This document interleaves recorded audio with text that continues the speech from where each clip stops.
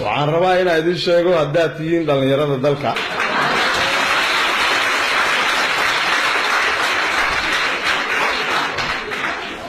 inaad gaarteen hadaf la yiraahdo inaad dhisataan dalkiina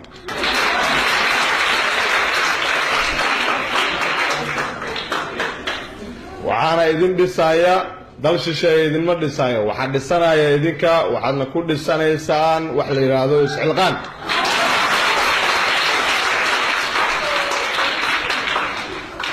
waxaad haysataan madaxweyne maxamed cabdullaahi farmaajo oo runtii ah madaxweynaha jamhuuriyadda iyo anigoo ah ra-iisul wasaare xasan cali khayre oo idinkala shaqaynayo wixii horumar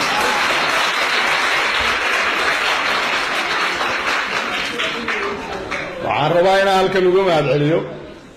abwaan maare oo runtii howl badan iyo wakhti badan geliyey buuggan uu uga hadlayo milkiyadda dalka inay leeyihiin dhallinyaro waxaan rabaa mar labaad inaan halkan idinkaga sheego in abwaanka waxa uu sheegay aad ka dhabayn kartaan ama ay suuro gelin karto ficilada idinku aad samaysaan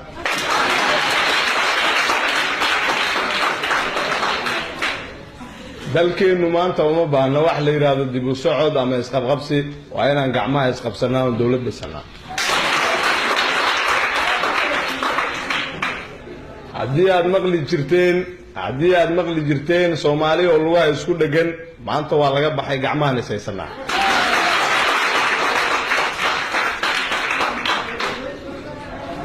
waxaan rabaa inaan idin sheego mar labaad iyo mar saddexaad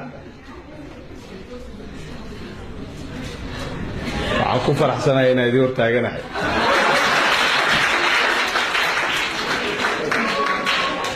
runtii anigu ka xasan ahaan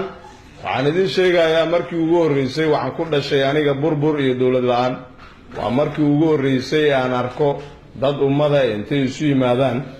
goobihii danta guud ee ka dhaxeeyay wada dhisanaya heesihii gubaabada ee qiimaha badnaa ee qaranku lahaan ay u baxayaan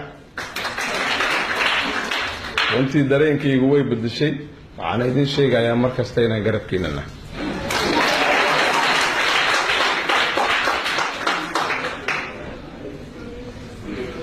waxaan rabaa inaan mar labaad iyo mar saddexaad u mahadceliyo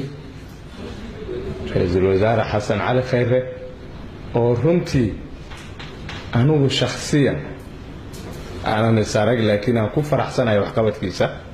waxaa dhacday goobo badan oo anigu joogo ay ka mid yihiin goobaha dhallinyaradu ay isugu timaado xilliyada ay firaaqada leeyihiin sida Pizza House habeenkii uu tagay waxaan ka mid ahaa dadkii halkaas joogay ee waqtigooda lecture-ga ama waqtiga firaaqada ku qaadanaya runtii waxaan aad ugu faraxsanaa qaabkii uu dhaxgalay dhallinyarada